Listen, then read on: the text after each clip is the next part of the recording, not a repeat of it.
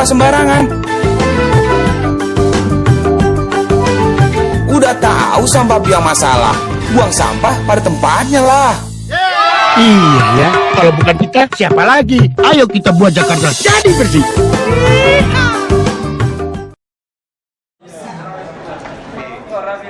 Jadi posisi saya posisi kualitatif ya, maksudnya teman-teman ada kisah-kisah yang kecil, karena mau tidak mau kita juga harus memahami kisah itu dalam konteks. Karena Jogja bilang salah satu identitas Jogja khusus ada kenal kopi Jos. Kopi Jos itu yang pakai arang. Saya juga sampai sekarang nggak. Kopi angkringan berubah wajah. Nah, kalau kita lihat dari perubahan sosialnya, kalau dulu kopi angkringan itu tempat nongkrong, tempat mencairkan hati, pikiran. Tapi sekarang dari kedai kopi atau warung kopi ke kafe. Di sana, menurut penelitian mahasiswa ini, mahasiswa satu. Selamat datang di Indonesia MDG Awards. Makasih Pak, yuk kita ke tadi dulu.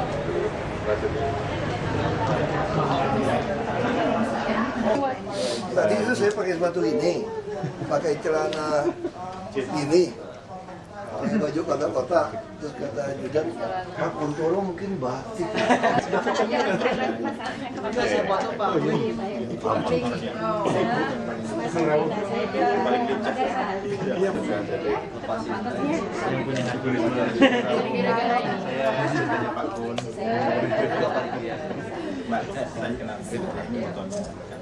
Sekali ini ada tokoh-tokoh muda yang duduk dalam pemerintahan dan memberikan kesegaran kepada publik berkat kerja kerasnya untuk bangunan Indonesia.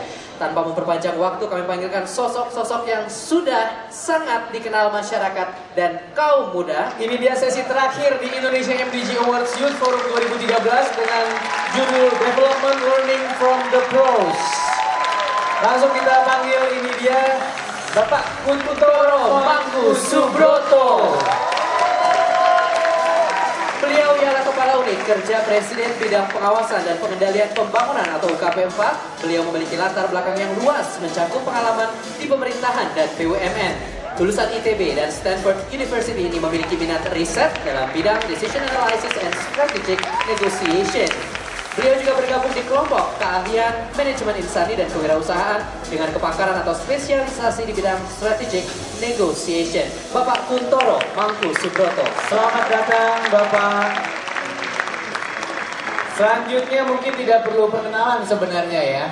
Karena ini kayaknya salah satu tokoh populer di Jakarta. Kita sambut Bapak Basuki Cahaya Purnama. 12 bersama Joko Widodo. Dilahirkan di wilayah Belitung, Ahok pernah menjabat sebagai Bupati Belitung Timur periode 2005 hingga 2010 dan menjadi anggota DPR RI periode 2009 hingga 2014. Selamat datang Bapak Basuki Cahaya Purnama atau Pak Ahok. Selamat datang Pak. Selanjutnya yang tadi sudah dicari-cari juga sama peserta. Kita sambut, ini dia Ibu Tri Risma Harini. Ibu Tri Risma Harini adalah wali kota perempuan pertama bagi Surabaya yang menorehkan banyak prestasi.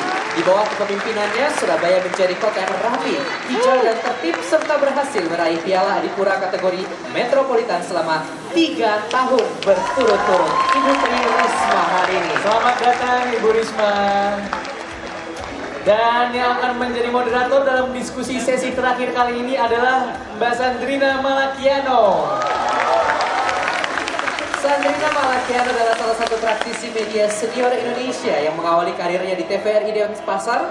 Prestasi dan namanya melambung ketika ia menjadi salah satu anchor terbaik di Metro TV. Sandrina Malakiano. Selamat datang Mbak Sandrina.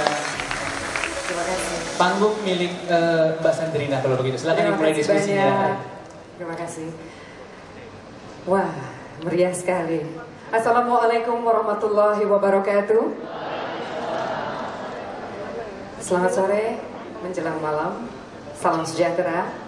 Terima kasih untuk kesempatan yang diberikan dalam forum ini. Saya senang sekali bisa menjadi bagian dari forum yang luar biasa, terutama karena sebagian besar dari peserta forum ini adalah generasi penentu masa depan bangsa. Oleh panitia disebut sesi pamungkas karena yang dihadirkan adalah para profesional, orang-orang yang tidak asing lagi bagi kita semua.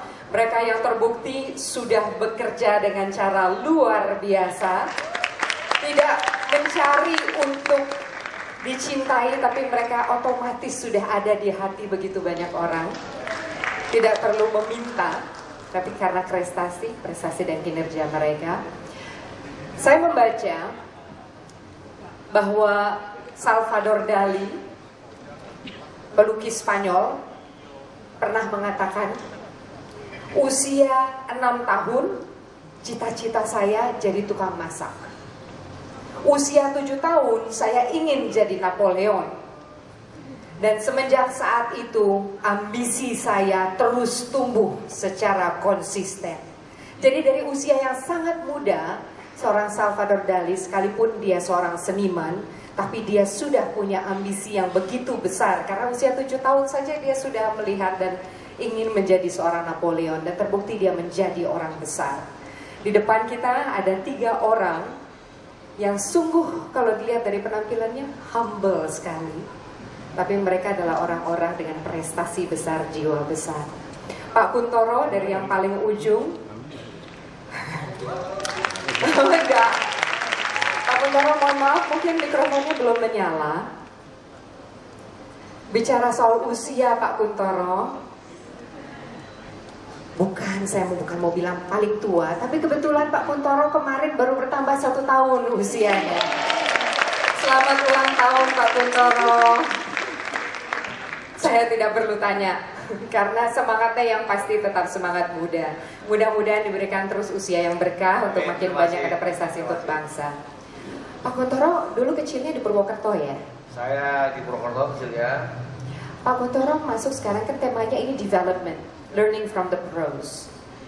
Apa memang sudah terbayangkan dari dulu kecil, di kota kecil, belajar juga di sana, sekolah kalau tidak salah sampai SMP ya di Purwokerto.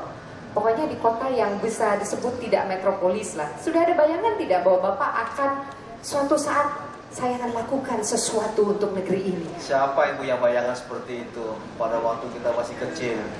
Saya dulu waktu kecil cuma pengen jadi masinis saja kok. Masinis? Iya, masinis gagah kan? Tapi minimal kalau masinis kan membawa begitu banyak penumpang di belakangnya Pak. Ya nggak tahu, pokoknya lokomotifnya hitam, keluar asapnya, bisa nyupir itu gagah sekali, itu udah cukup. Nah sekarang kalau dilihat dengan adanya generasi muda bangsa kita yang ya bisa dikatakan mereka lah penentu Indonesia ini mau kemana. Bapak kan sekarang sebagai kepala UKP 4 yang bisa disebut bahkan SBY mengatakan sebagai mata, telinga, dan tangan kalau diperlukan untuk mengendalikan pemerintahan ini. Bahkan pernah disebut sebagai siluman gitu Pak, membantu untuk mengarahkan negeri ini mau kemana. Itu bagaimana sih tipsnya kok bisa? Jangan tanya sama saya. Yang penting itu ada orang yang percaya sama kita untuk melaksanakan tugas. Jadi saya kira rangkaian perjalanan hidup ini itu isinya macam-macam tugas. Selesaikan saja tugas depan mata kita dengan sebaik-baiknya, nanti tugas berikutnya akan datang. Jadi kita nggak usah mikir kejauhan, 5 tahun lagi mau jadi apa, 10 tahun lagi jadi apa. Yang minggu depan mesti selesaikanlah dengan yang sebagus-bagusnya. Totalitas dan dedikasi berarti kuncinya ya Pak ya. Bu Risma ini ada dalam posisi yang sekarang juga dihantam sana dihantam sini. Tapi semangat ibu ini tidak sesuai kalau dilihat dengan usia atau apa, karena semangatnya itu semangat anak muda sekali, luar biasa. Ini bagaimana Bu caranya mempertahankan semangat kemudian bisa termotivasi terus untuk maju? Apa Bu? Ada value tertentu yang ibu pegang?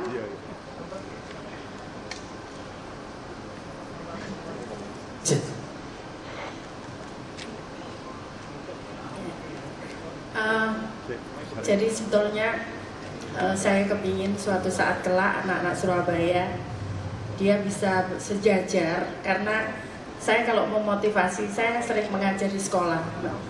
Jadi kadang sehari 2 kali, kadang sehari 1 kali saya mengajar. Memang bukan, saya nggak bisa matematika, saya juga nggak bisa fisika, saya nggak bisa.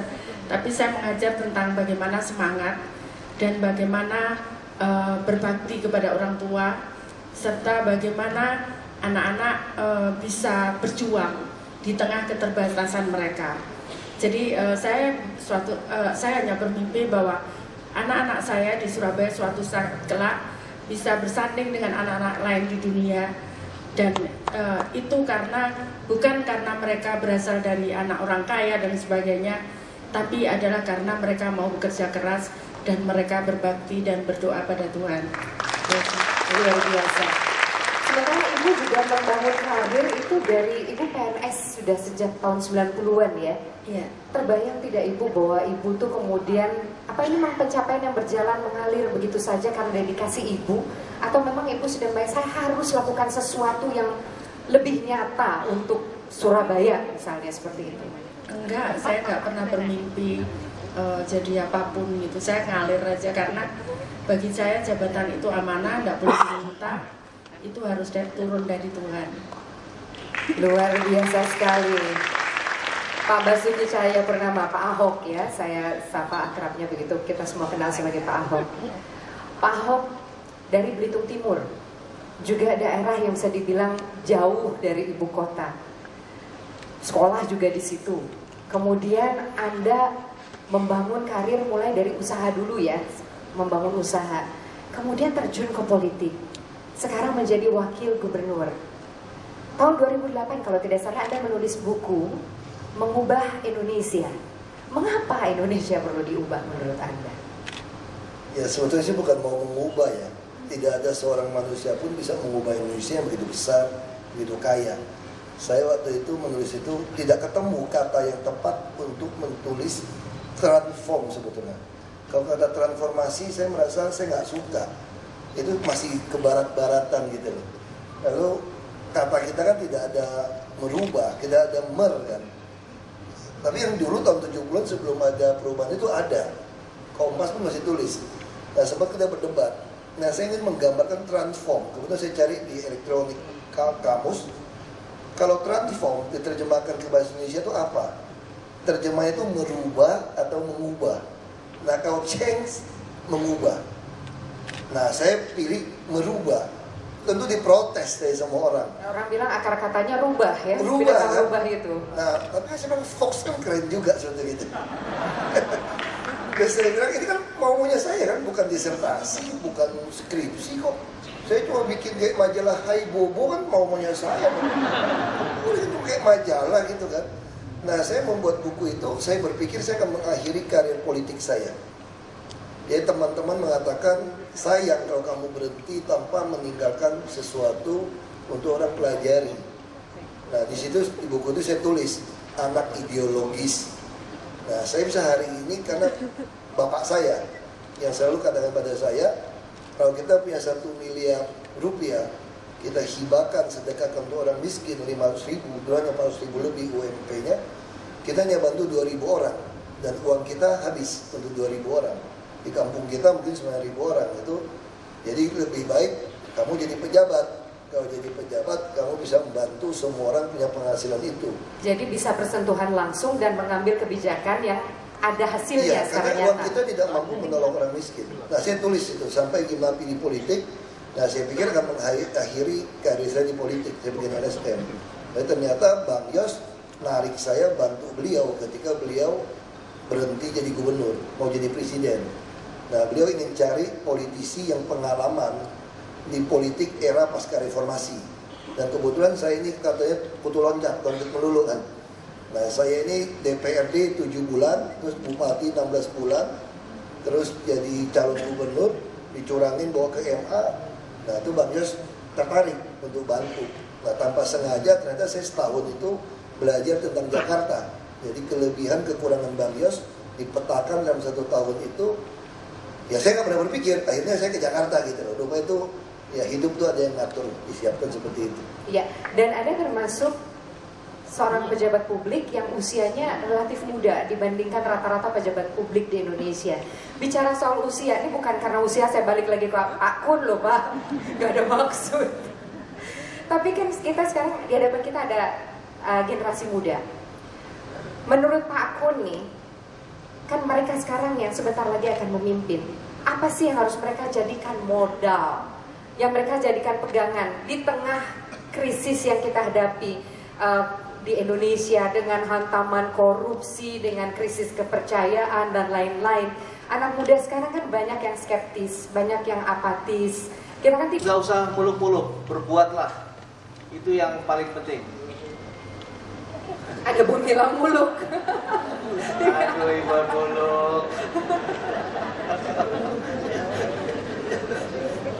Berbuatlah, lakukan sesuatu. Gak usah ngini besar-besar. Tapi juga jangan mikir yang kecil. Gantungkan cita-citamu setinggi langit, tetapi realistis.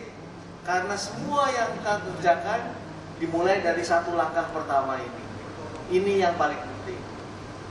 Begitu engkau bisa menyelesaikan satu pekerjaan, akan datang pekerjaan berikutnya. Dan dari waktu ke waktu pekerjaan semakin lama akan semakin besar. Tantangannya akan semakin besar. Disitulah sebetulnya keberhasilan kamu. Semakin banyak tantangan, semakin banyak terpaan, semakin banyak kritik.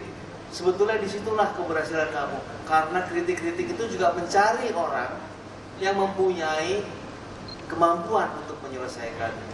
Jadi, saya kira kita nggak usah hebat-hebat melihat ini semuanya. Saya kira penting sekali bahwa kita punya ideologi.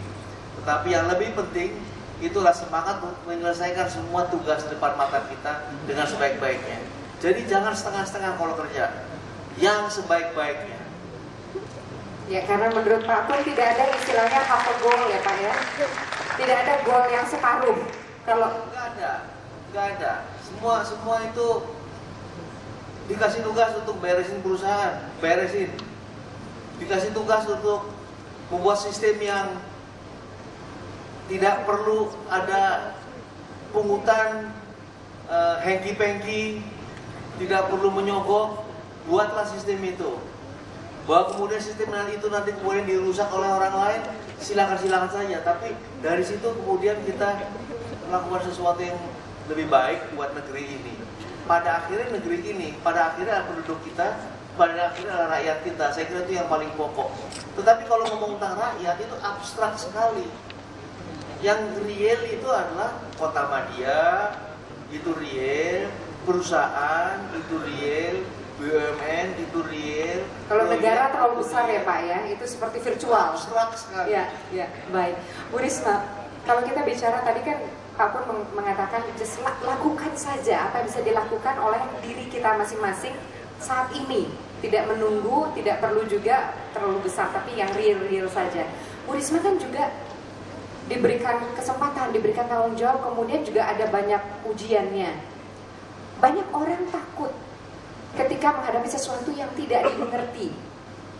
Mungkin seperti Pak Kun waktu tiba-tiba harus urusan dengan Aceh atau Nias waktu di BRR, itu kan sesuatu yang luar biasa. Bu Risma juga memimpin Surabaya, itu kan juga dari dinas yang lebih kecil kemudian menjadi wali kota. Apa yang bisa dijadikan pegangan oleh generasi penerus bangsa kita ini ketika mereka mungkin merasa, wah, saya belum punya modal, saya tidak berani melakukan itu. Bagaimana kalau nanti misalnya begini begitu? Ibu kan semangatnya luar biasa Bu, nggak ada takutnya. Ini gimana Bu caranya sharing Bu? Tadi betul yang dikatakan oleh Pak Kun. Jadi saya melangkah saja, apapun dengan segala keterbatasan saya, dengan segala keterbatasan yang ada di kota, saya terus melangkah. Jadi ya sudah, yang bisa kita lakukan apa? Saya selalu melihat kenapa mereka di Korea, kenapa mereka bisa berhasil? Kenapa kami nggak bisa? Saya selalu katakan begitu terutama dengan staf-staf saya di jajaran pemerintah kota. Saya katakan kita bisa kalau kita mau. Dan terbukti kemarin di forum Future Government, kita satu-satunya lembaga yang mendapatkan penghargaan 2 sistem elektronik di Asia Pasifik. Yang lain cuma satu-satu, Hong Kong cuma satu, Australia cuma satu, kita tok yang dapat 2. Jadi artinya saya sampaikan, dan ini dibuat oleh para mahasiswa. Kami nggak punya uang, saya nggak punya uang terus terang. Tapi kan saya juga ingin bisa membuat itu, karena kalau saya menghemat di administrasi, maka kami bisa punya waktu untuk melayani masyarakat lebih banyak begitu. Nah, karena itu, dan kami semua termasuk semua taman itu didesain oleh anak-anak muda. Saya katakan juga salah satu Taman Bungkul yang ada di Canberra saat ini yang mendapatkan penghargaan Asia Pasifik juga, itu juga didesain oleh anak-anak muda. Jadi artinya kita bisa mewujudkan itu. Berarti harus juga diberikan kesempatan kepada mereka, Bu ya, untuk dibukakan jalan, dibukakan pintu bagi mereka untuk bisa mengembangkan potensi mereka. Yes, dan saya sangat percaya bahwa para anak muda di Surabaya, saya kuasanya cuma di Surabaya begitu. Ini gambarnya, Bu ya? Ya, ini adalah desain anak-anak muda. Karena kalau saya bayar yang profesional nggak kuat, uang kami terbatas. Ya, uang kami terbatas, jadi saya mengajak anak-anak muda dan mereka melakukannya seluruhnya. Desain gedung sekolah, desain puskesmas, desain kantor kami, termasuk desain taman-taman kami, itu dibuat oleh anak-anak muda. Ya. Ya. Pak Ahok, termasuk seperti Pak Pun, Bu Risma mengatakan, ya sudah, maju saja, lakukan gitu. Sekalipun mungkin kadang-kadang kita tidak tahu, kita belum punya modal pendidikan yang khusus untuk itu dan lain-lain. Bagaimana kalau seandainya salah langkah? Pernah tidak? Misalnya ya sudah coba dulu, ternyata salah gitu. Ketika sudah melakukan itu, bagaimana, apa yang harus dilakukan? Saya pernah melangkah ke, misalnya contoh nyalon gubernur, kalah. Nah, orang berpikir karya politik saya selesai gitu. Nah, tentu orang mencaci maki saya juga. Serakah, ambisius, baru 16 bulan jadi bupati, kok berhenti, terus nyalon gubernur, terus kalah. Padahal saya bisa menang kalau nyogok. Nah, kalau mau, karena udah ditawarin gitu kan. Sebetulnya kan macam-macam lah kecurangan. Dari jam 7 malam masih menang kok, terus tiba-tiba mati lampu, terus kayak skala dari 7.000 terus skala 14.000. Terus TV nggak mau quick count, ya biasa lah. Tapi prinsip saya sederhana saja. Saya tahu hati saya paling dalam itu, saya berhenti kenapa? Nah, saya berhenti karena saya ingin mewujudkan provinsi pertama di Indonesia yang ada jaminan pensiun buat orang sesuai Undang-Undang Nomor 40 tahun 2004 SDSK. Nah, saya adalah bupati pertama yang melakukan Undang-Undang SDN BPJS Kesehatan itu di Belitung Timur tahun 2006. Asal Anda mau masuk kelas 3, saya tanggung seluruh penduduk, saya asuransikan dengan PT Askes. Nah, saya pengen loncat ke pensiun. Gubernur tidak mau ikutin saya, lalu dia nantang saya, kalau Anda jagoan, berhenti dong. Kalau mau mewujudkan provinsi ada pensiun BPJS. Ya saya berpikir, kalau saya berhenti, sayang baru 16 bulan. Tapi kalau saya tidak berhenti, saya juga nipu rakyat gitu. 10 tahun saya nggak ngapa-ngapain. Nah, jadi saya putuskan berhenti. Nah, saya cuma bilang begini, andai Anda gagal pun di mata orang, tapi selama nawa itu Anda, istilahnya teman-teman saya bilang, benar, gak usah takut. Nah, saya selalu berpikir gitu. Nah, saya gak peduli. Yang penting saya niat saya benar mengusahakan kesejahteraan orang, bukan kesejahteraan saya. Sekalipun orang mengatakan itu salah atau menilai Anda menentang arus selama di dalam Anda kan bisa hati. ngecek hati Anda kan. Nurani itu bisa tahu kan Anda bohong, munafik, pencitraan atau bukan gitu loh. Walaupun orang salah paham, nggak apa-apa. Sejarah kata Bung Karno, nonton film Soekarno bagus banget. Sejarah akan membersihkan nama kita kok, selama kita benar, nggak takut gitu. Ya. Luar biasa, tepuk tangan yang berikut bawah ini terbukti bahwa memang sebetulnya tiga-tiganya punya prinsip sama. Ada yang tidak bisa digadaikan, yaitu integritas. Ada yang selalu harus bisa kita percaya dan jadikan modal, yaitu nurani. Ketika bekerja dengan hati, berarti ini adalah orang-orang yang memang cerdas secara akademis sudah pasti. Gelarnya saja sudah. Saya juga, saya pas-pasan semua. Gelarnya saja sudah S2, S3 seperti itu. Tapi ya jelas ada kecerdasan emosional juga sangat penting kan ya Pak Kun ya. Nah sekarang Pak Kun kan bagian merencanakan segala sesuatu, termasuk menganalisis, bisa memberikan rapor merah terhadap instansi atau kementerian dan lain-lain. Nah Pak Kun, di mata Anda kan juga harus forsi ke depan, melihat Indonesia ini di pandangan seorang Kuntoro Mangkusubroto itu seperti apa sih? Sekarang bagi kita, ini Indonesia yang saya bayangkan dan inilah yang ada. di depan Anda yang harus Anda raih? Seperti apa Pak Kun gambarannya? Saya kira saya sangat optimis dengan generasi yang seperti ini. Kenapa Pak? Karena ini generasi-generasi yang tidak berangkat dari doktrin-doktrin yang kaku. Ini adalah manusia-manusia kreatif yang mampu menggunakan kreativitasnya untuk berkarya. Nah, yang namanya berkarya itu macam-macam. Tidak semua harus menjadi pegawai negeri, tidak semua harus menjadi pejabat. Buka bengkel, buka beauty salon, buka toko butik, itu semuanya adalah karya-karya. Jangan anggap itu barang kecil, itu penting sekali. Orang seperti saya ini sebetulnya nggak punya artinya dibandingkan dengan seorang yang punya bengkel. Karena yang punya bengkel itu bisa menghidupi 3 orang, 3 keluarga. Saya nggak menghidupi satupun orang. Saya ini hanya terima gaji saja.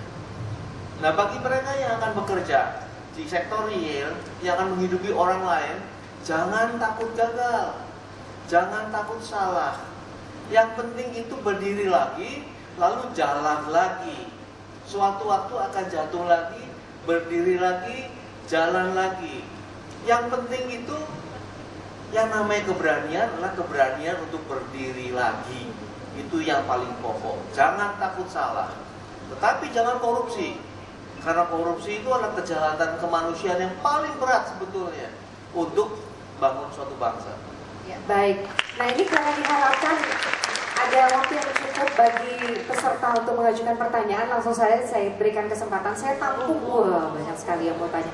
Sebelum saya buka forum tanya jawab, saya harus menyampaikan apa yang juga diingatkan oleh panitia. Tolong pertanyaannya sebisanya tetap sesuai dengan apa yang bisa kita gali lah dari para profesional ini. Jadi jangan keluar dari konteks, karena saya tahu pasti ada nanti mungkin ada yang menyasar Mas Ahok gitu misalnya. Mas jadi gimana, kapan ya jadi gubernur? Itu saja. Saya tahu ada banyak orang yang mungkin ingin tahu soal itu. Saya ambil dari masing-masing dibagi zona saja ya. Dari sini 1 Mas yang baju merah, Mas 2 tadi yang pertama angkat tangan. Dari sebelah sini perempuan mungkin ya, yang pakai kerudung ungu. Yang sebelah sini perempuan 1 lagi. Baik, bisa dibantu oleh panitia? Saya cuma mau nanya sama Pak Ahok sama Bu Risma, kalau misalnya saya mau belajar maju kayak bapak kayak ibu gitu, jadi masuk pemerintahan, sedangkan saya nggak punya modal apa-apa nih, saya nggak punya uang, mungkin punya sedikit ilmu, apa yang harus saya lakukan lebih dulu? Karena kalau nunggu orang ngerubah lama, lebih baik kalau kita ngerasa kita bisa ngerubah, kita yang ngelakuin duluan. Apa yang harus saya lakukan pertama? Itu aja. Baik, terima kasih Angga. Dari Akademi Berbagi, ada satu pertanyaan. Saya melihat bahwa pimpinan-pimpinan di depan saya ini keren-keren, nggak sebatas karena SK ataupun juga kekuatan-kekuatan karena punya duit dan lain sebagainya, tapi didukung oleh yang pemilihnya. Nah, saya ingin bertanya, gimana sih atau apa sih kunci utama ibu bapak sekalian bisa mengajak masyarakat untuk ikut gitu ya dengan program-program yang ibu bapak canangkan gitu? Karena saya melihat ini adalah kunci keberhasilan untuk ke depan gitu. Terima kasih. Baik, terima kasih. Kemudian silakan Mbak. Yang boleh sama saja, silakan.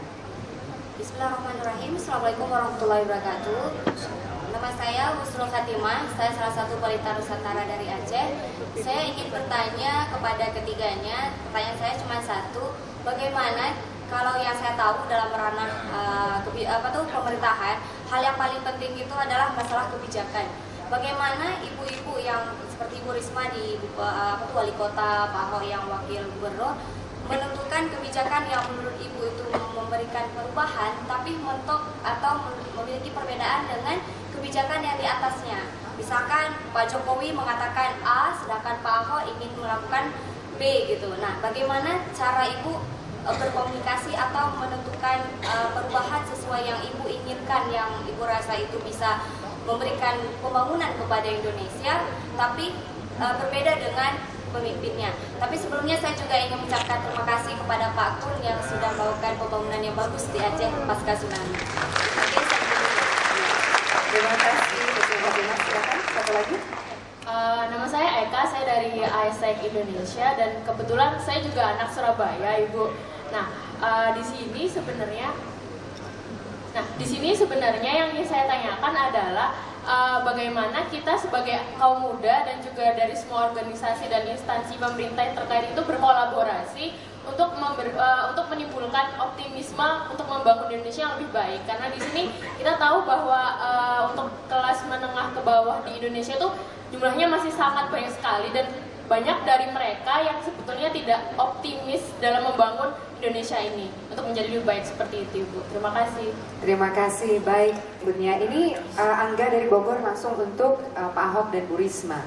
Silahkan, ini jadi maju, kalau bagaimana caranya maju untuk jadi pejabat tapi tidak punya uang, mungkin sedikit bekal ilmu, apa yang harus dilakukan pertama, Bu?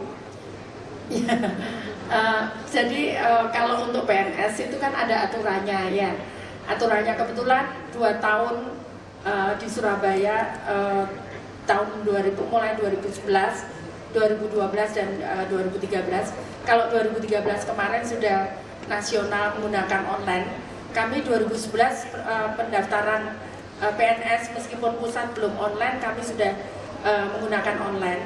Jadi bahkan katanya ada peserta satu dari Aceh, dia daftar ke Surabaya. Kita bingung, kok jauh-jauh ngapain daftar di Surabaya, katanya. Bu, kita dengar kalau di Surabaya nggak ada main-main gitu. Jadi dia daftar dari Aceh sana. Sebetulnya yang itu ada persyaratannya untuk PNS. Saya nggak tahu PNS apa wali kota. Gitu, kalau wali kota ya ikut ikut sesuai ketentuan dari partai dan sebagainya. Kebetulan kalau saya dulu dari PNS, terus tiba-tiba ditunjuk begitu, ya seperti itu. Nah,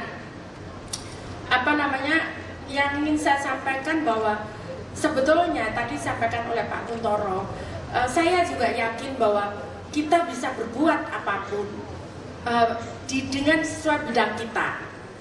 Di Surabaya contohnya, saya memberikan contoh, ada seorang anak muda yang saya coba karena di Surabaya ada pertanian. Saya coba bisa nggak kalian nangani petani-petani di Surabaya, dan hasilnya luar biasa. Dia bisa membantu petani-petani kami di Surabaya yang selama ini mungkin tidak tahu bahwa sebelumnya tanah di Surabaya subur. Sekarang sudah ngirim ke Tangerang, ngirim ke Palembang, ngirim ke Tarakan dengan pola pertanian itu yang tadi dimaksudkan oleh Pak Kuntoro. Artinya sebetulnya di semua bidang kita bisa, tapi pun toh kalau bisa masuk PNS silakan. Kalau mau masuk ke Surabaya insya Allah tidak ada, karena kami semua online. Dan terus terang tes kami itu ada 2, yang satu yang diwajibkan oleh tes kemampuan dasar dan tes kemampuan tekniknya kami juga ikut lakukan. Baik, Pak Ahok, kalau Bu Risma kan birokrat tulen ya, berarti mulai dari bawah sampai menjadi pemimpin. Kalau Pak Ahok kan melalui partai seperti itu, jadi bisa kemudian dari DPRD dulu, kemudian ke DPR RI, kemudian menjadi pejabat publik sekarang. Pak Kun juga nanti ceritanya lain ya Pak Kun ya, dari dosen, kemudian memimpin perusahaan milik negara, kemudian akhirnya menjadi pejabat publik seperti itu. Jadi ini tiga-tiganya memang bisa memberikan gambaran jalur yang berbeda-beda yang bisa ditempuh. Kalau Ahok bagaimana? Ya, saya kira kalau memang mau terlibat ke PNS, kita semua sudah online. Di Jakarta kemarin penerimaan PNS pun hampir seluruh Indonesia yang masuk. Kita buka, sudah susah curangnya. Tapi saya lebih setuju kalau saudara itu masuk ke politik. Jadi kalau kita mengatakan orang politisi kita jelek, itu setengah dosa Anda yang tidak mau masuk ke politik. Orang baiknya kurang. Ya, demokrasi ya begitu gitu kan. Nah itu ada dalam pikiran saya. Dia waktu saya berhenti itu menulis buku. Sebetulnya target saya itu mau masuk ke kampus-kampus, mau memprovokasi saudara-saudara untuk masuk. Nah cara masuknya dari mana? Saya tulis di buku itu. Jalur masuk termudah dan termurah adalah DPRD tingkat 2. Nah zaman saya terpaksa saya masuk jadi ketua partai karena nomor urut. Tapi sekarang sudah diputuskan oleh MK suara terbanyak. Jadi kalau saudara masuk ke partai politik, kita taruh nomor bawah pun nggak apa-apa. Kalau Anda mulai dari DPRD tingkat 2, masa tetangga teman-teman nggak percaya sama Anda? Kalau nggak mau pilih Anda, berarti Anda memang konyol orangnya gitu loh. Temennya tidak mau pilih kan? Kan cuma untuk masuk partai yang agak bagus, besar, otomatis Anda mesti taruh di nomor paling bawah, nggak apa-apa. Saya masuk di Golkar juga ditaruh di bawah. Nah begitu Anda masuk, ini teori Abraham Lincoln jadi berlaku. Kalau Anda mau menguji karakter sejati seseorang, kasih dia kekuasaan. Jadi rakyat Indonesia itu ngerti sebetulnya teori ini, walaupun banyak nggak pernah dengar. Nah, semua orang bilang apa? Anda mau politisi, mau siapapun ngomong, mereka rakyat bilang gini, udahlah ngomong aja. Nah udah jadi masuk juga sama kurang ajarnya, sama korup. Sekarang aja aktivis ngomong hebat. Nah karena itu Anda butuh panggung politik untuk mempertontonkan bahwa karakter Anda itu sejati untuk perjuangan rakyat. Nah panggung politik termurah adalah DPRD tingkat 2. Itu yang saya lakukan. Makanya ketika Dr. Sarif minta saya jadi DPR RI, saya bilang tidak. Saya mau ke Belitung Timur. Jadi apa? Jadi anggota DPRD tingkat 2. Kamu gila Hok katanya. Kamu di kelasnya kelas DPR RI. Tidak. Karena saya katakan panggung yang paling murah. Akhirnya berapa orang pilih saya? Hanya 92 orang pilih saya. Jadi modalnya cukup 92 Kenapa? orang. Karena saya tidak mau kasih uang, tidak mau bantuan. Tapi kan sisa-sisa kursi. Saya kan nomor 1 ketua partai. Jadi duduk dapat kursi gitu. Ya itu awalnya gitu. Nah kami di DPRD 7 bulan, saya tidak korupsi, tidak nyolong SPPD fiktif. Saya lawan semua nyolong seperti itu, saya lawan. Sampai mau diajak berantem, saya ajak berantem juga 1 lawan 1, siapa takut gitu ya. Selebihnya kemudian pembuktian hasil kerja ya. Iya, saya jangan ikut aja, saya bocorin ke masyarakat, terus masyarakat bilang gini, udah, sekarang maju aja Bupati, lawan tuh semua DPRD. Saya bilang ini turunan Cina, nih Kristen, gak peduli katanya. Kita lawan, padahal 93% Muslim. PBB lagi, Partai Bulan Bintang, kuasai fraksi 55%. Jadi kalau kita gunakan akal sehat, politik tidak bisa. Tapi rakyat itu lebih berakal sehat daripada politisi sebetulnya. Itu saja.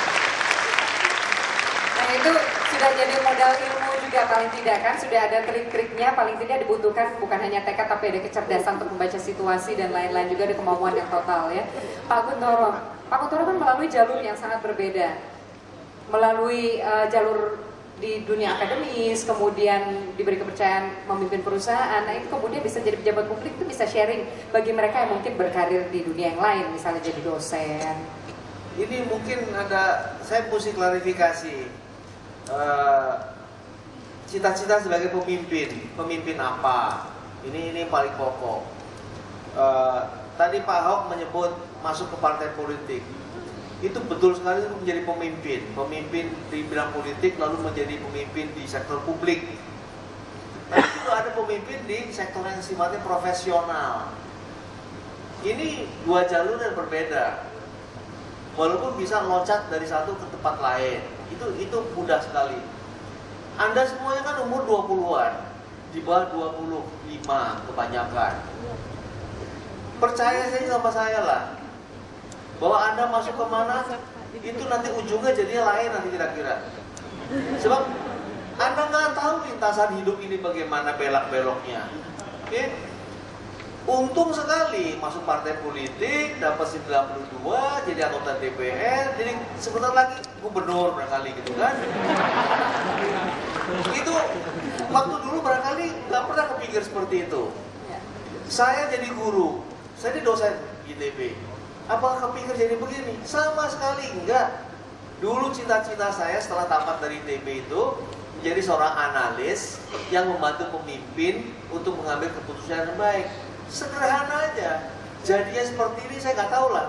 Pergi ke Aceh, pergi ke Timah, pergi ke Batubara, pergi kemana-mana. Percaya saja sama saya, langkah pertama yang Anda ambil sekarang, besok, ujungnya nanti akan berbeda sekali. Tetapi antara langkah pertama sampai dengan langkah terakhir nanti itu ada beberapa kunci. 1, integritas. 2, profesionalitas. 3, sifat-sifat karakter kita yang diteladani oleh orang. Baik, luar biasa. Ini waktunya sudah tinggal sedikit, jadi ada 3 penanya lain yang saya langsung saja bacakan. Nanti masing-masing jawab saja langsung. Tadi Dani, apa kunci utama untuk bisa mengajak agar program-program yang dibuat sebagai pejabat publik itu bisa diikuti? Itu berarti ke Bu Risma sama Pak Ahok. Kan karena kalau pemerintah itu programnya atau kebijakannya yang harus menentukan. Kemudian Husnul Khotimah dari Aceh, itu bagaimana kalau kebijakan yang dibuat itu bertentangan dengan yang ada di atasnya, itu jalan keluarnya seperti apa, karena itu kan bisa di jenjang mana saja terjadi. Lalu Eka, kolaborasi antara pemuda, organisasi dengan pemerintah, bagaimana banyak pemuda sekarang yang juga tidak terlalu optimis dalam menghadapi masa depan bangsa. Silahkan, saya berikan kesempatan Bu Risma dulu untuk menjawab pertanyaan-pertanyaan itu. Jadi yang pertama, kalau kita mau jadi pemimpin, dipimpin di bidang apapun, jangan pernah menipu yang dipimpin. Itu kuncinya ya. Jangan pernah menipu, jangan pernah bohongi mereka. Saya selalu katakan, jangankan staf-staf saya di pemerintahan, saya ngomong sama Pak RT sama Pak RW. Pak RW, Anda sama loh dengan saya. Penjenengan itu dipilih oleh warga. Sama, jangan mereka kemudian menjadi sengsara karena kita salah. Jangan mereka menderita karena kita salah. Jadi yang pertama itu, jangan pernah menipu mereka yang sudah mempercayai kita jadi pemimpin. Yang kedua, berikan contoh. Berikan contoh. Jadi kalau saya kenapa di kampung-kampung sampai kampung-kampung Surabaya itu bersih. Di mobil saya itu ada sapu. Ada tempat sampah. Di mobil saya juga ada bola. Jadi kalau ada anak-anak, di mobil saya ada buku. Jadi ada beras. Kalau kotor, saya langsung nyapu. Mereka ikut nyapu.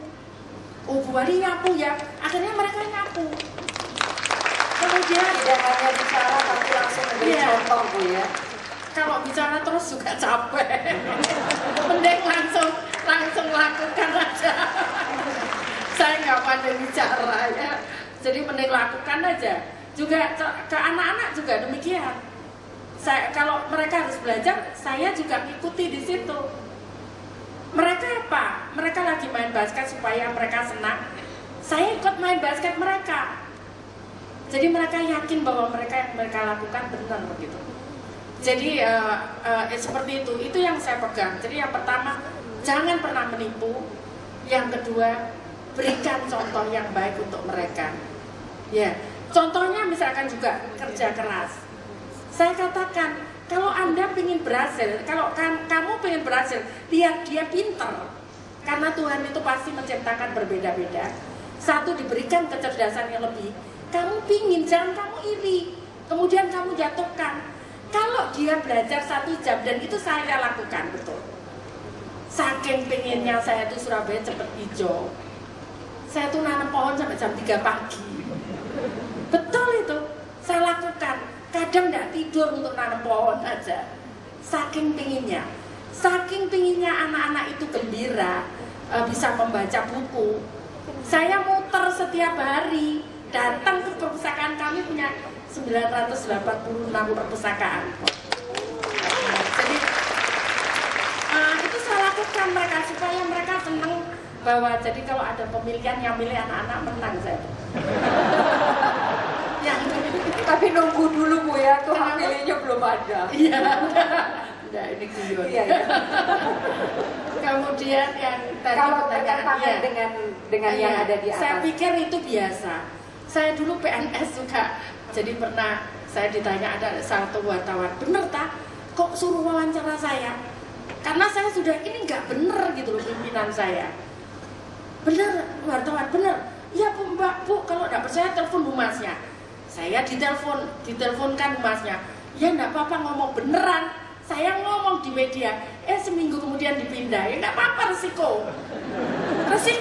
Tapi kan harus kita ngomong yang benar itu harus dikatakan benar. Yang salah itu harus dikatakan salah.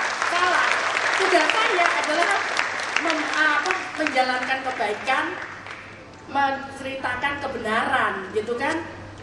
Ya itu yang saya lakukan. Jadi nggak usah takut. Kalau itu bertentangan ya enggak apa-apa. Saya pernah 1 tahun tuh denda 4 kali. Ya pernah. Jadi ada yang pernah cuma seminggu. Ya enggak apa-apa. Itu resiko saya. Resiko yang saya pilih. Jadi pernah suatu saat saya Prof itu pertama di Surabaya tahun 2003. Itu saya suruh bubarkan Risma. ada saksinya saat itu. Nggak mau, saya bilang itu. Loh, kamu tahu, kamu kalau nggak mau saya pindah aja. Pindah betulan 3 hari kemudian. Ya ini kan risiko kan. Risiko yang saya pilih, saya yakin ini benar. Kenapa saya harus takut? Saya yakin Tuhan itu akan memberikan rezeki dimanapun saya berada. Betul. Kemudian tadi yang terakhir, kolaborasi antara kolaborasi. Ya, ini yang coba saya lakukan. Jadi saya mencoba melakukan di Surabaya. Jadi termasuk saya sekarang bodoh, jangankan saya punya anak SMP, sekarang saya coba dorong terus seluruh mulai SD, SMP, SMA buat penelitian. Saya punya satu anak, ini terbukti, satu punya anak SMP, kelas 3 SMP, dia membuat peneliti helm yang enak, yang ramah itu dia dapat royalti dari helm itu. Sekarang ini dia punya kekayaan, kelas 3 SMP mau masuk SMA ini Nara. Jadi kalau saya gaya sama anak-anak, fotonya ya gaya begini. Saya ngikut cipi-cipi bu, ya cipi-cipi begitu. Supaya mereka welcome dengan saya, karena kalau enggak mereka jauh dengan saya, rugi saya. Jadi mereka lari kemana-mana ya kan. Bahasa yang mereka pahami dengan cara mereka. Betul, iya saya mencoba memahami mereka sesuai dengan kondisi mereka. Jadi saya kadang cuma belajar begitu aja. Terus ini anak ini, Nara ini, itu kekayaannya lebih dari 1 miliar, punya mobil, punya apartemen. Dari hasil ini, ya. Ini sekarang saya kembangkan. Kemudian juga ini, sekarang dia buat penelitian untuk ibu-ibu masak, jadi pakai gelang. Kalau nanti masaknya matang itu warnanya hijau, kalau gosok itu warnanya merah gitu. Jadi seperti itu si Nara ini. Jadi saya dorong sekarang anak-anak membuat penelitian ini dan saya bantu untuk hak patennya. Kemudian yang berikutnya tadi saya sampaikan semua termasuk di Surabaya. Mohon maaf katanya kemarin di Guyon. Saya punya mantri pertanian, itu yang bantu pertanian di Surabaya. Jadi nelayan, petani, kemudian punya mantri ekonomi yang bantu PKL itu bagaimana menjual makanan bersih, bagaimana menjual makanan sehat, kemudian bagaimana melakukan diversifikasi usaha, bagaimana mengatur penggunaan keuangan. Kalau dia untung nggak dimakan habis begitu, namanya mantri. Kemudian itu semua anak-anak muda. Jadi tadi saya sampaikan ya, alasan pertama tidak punya uang, alasan kedua anak-anak juga senang diberikan uang begini. Jadi termasuk memberikan mereka kesempatan untuk berkembang. Iya, itu jadi juga peran aktif dari pihak pemerintah sendiri juga untuk merangkul mereka dan mengajak mereka bekerja sama ya Bu. Dan mereka biasanya malah lebih mudah diterima oleh warga karena mereka tidak punya kepentingan apapun gitu. Iya, baik. Iya. Pak Ahok sekarang juga ini waktunya juga sudah tinggal tidak terlalu banyak menjawab pertanyaan-pertanyaan yang sama seperti tadi. Ya saya kira prinsipnya sama ya, kasih contoh. Tapi saya belum begitu kasih contoh banyak di Jakarta nih. Disuruh naik sepeda aja bulan kedua baru naik. Tapi intinya itu. Nah, jawab yang tadi gimana supaya kolaborasi segala macam. Saya kira kalau kepalanya lurus maka bawahnya tidak berani tidak lurus. Itu prinsip. Kalau kita punya presiden yang bukan tidak lurus ya, artinya dia bisa mengkoordinasi semua. Dia berani tegas, jalan dengan semua. Kunci di situ. Indonesia kunci di presiden. Kalau mau bilang seluruh Indonesia. Lalu ditanya, gimana kalau saya bertentangan dengan Pak Jokowi? Nah, saya kebetulan dengan Pak Jokowi sederhana. Beliau katakan, kalau kita berdua niatnya sama untuk rakyat, nggak ngantongin, nggak mungkin berantem. Wakil mau ambil 50%, tampil aja kerjaannya, bagi kerja kok. Yang penting beres gitu kan. Nah, bisa nggak saya berbeda pendapat dengan beliau? Bisa. Karena saya manusia, saya punya ego, dia punya ego. Nah, kalau terjadi pertentangan gimana? Saya harus ngalah. Lalu teman saya bilang, kenapa Anda mesti ngalah? Enggak, lawan dong. Saya bilang tidak bisa. Karena saya memang di bawah dia. Oh enggak, kamu juga populer. Tidak. Kalau saya populer, saya sudah lawan dia jadi gubernur kemarin. Gitu kan? Anda menaruh saya jadi wagub partai saya, artinya Anda pun mengakui saya di bawah Pak Jokowi. Jadi kalau ketika terjadi pertentangan, saya harus mengakui beliau lebih pintar, lebih bijak, lebih sensitif, lebih tajam daripada saya. Nah, saya harus ikut. Sekalipun saya tidak suka misalnya, karena saya adalah wakil. Nah, itu yang harus kita punya dalam sekalipun apa yang diputuskan itu salah. Tidak mungkin, karena saya tahu beliau adalah orang yang mau membela rakyat. Tidak mungkin. Nah, kalau salah pasti saya ribut gitu. Kalau salah pasti saya ribut. Kalau saya tahu dia tukang salah, saya sudah gak mau jadi wakil dia, enak. Baik, sayang sekali waktunya habis. Saya sudah diberitahu oleh panitia kita harus mengakhiri forum ini, tapi paling tidak yang bisa kita rangkum itu adalah hal-hal yang sangat penting sebetulnya, tapi sangat mendasar. Karena yang menjadi pegangan dari ketiga tokoh kita ini ternyata tidak lain tidak bukan adalah nomor satu keyakinan bahwa kalau benar janganlah takut, berpeganglah pada integritas. Kita semua ada sensor yang namanya nurani, ada suara batin yang mengingatkan dan menjaga kita. Kalau misalnya kita melakukan sesuatu jangan setengah-setengah, tapi lakukanlah sepenuh hati total. Sekecil apapun itu, tapi berpikirlah dan bermimpilah besar ya Pak ya. Melihatlah ke depan, ingin lakukan yang terbaik, apapun yang bisa dilakukan hari ini, tidak perlu juga melihat atau menunggu berlama-lama. Setiap orang punya perannya masing-masing, hari ini lakukan apa yang Anda bisa untuk membuat keadaan lebih baik. Yang penting dengan begitu banyak orang, jangan bergerombol, tapi berbarislah. Karena dengan berbaris berarti akan menuju ke satu tujuan yang sama. Dan harapan kita tujuan itu adalah Indonesia yang punya masa depan yang cerah dan gemilang untuk kita semua. Terima kasih banyak sama tepuk tangannya untuk Pak Kuntoro, Bu Risma, Pak Ahok. Ya, terima kasih kepada moderator dan juga seluruh narasumber. Mungkin boleh tunggu sebentar karena MC juga punya pertanyaan Mbak Sandrina. Ya, silakan. Boleh nggak MC foto dengan orang-orang hebat ini? Ya. Tepuk tangan untuk semua para narasumber. Terima kasih Mbak Sandrina, Pak Ahok, Ibu Risma, Pak Kun.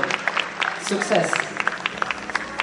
Dengan berakhirnya sesi tersebut, maka berakhir pula IMA Youth Forum 2013. Harapan kami semua bisa mendapatkan manfaatnya, semua bisa menjadi inspirasi. Dan ada closing statement juga sebenarnya yang ingin kita sampaikan kepada teman-teman supaya ada sesuatu yang bisa dibawa pulang gitu ya. Silakan Bunda. Ingat, kita semuanya ya. Kami juga mengundang seluruh peserta IMA Youth Forum untuk hadir dalam acara malam penganugerahan. Mari beraksi untuk negeri.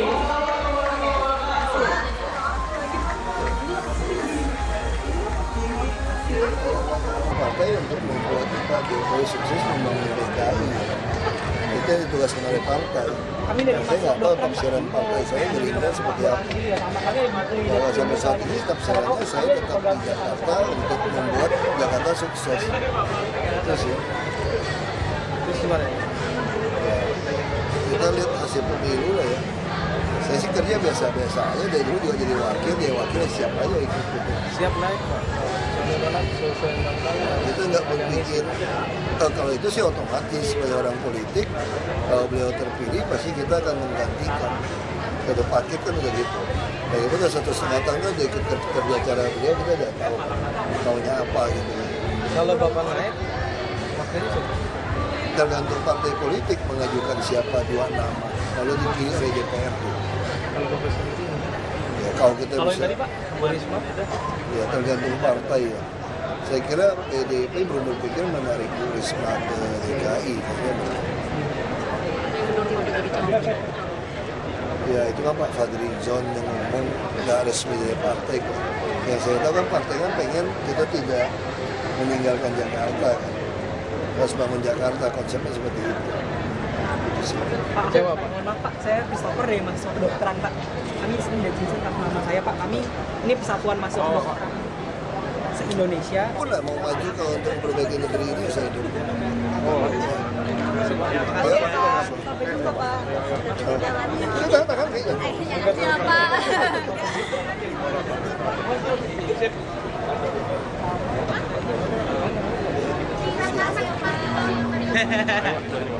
Buat rekan-rekan media sekarang ada press con buat warning.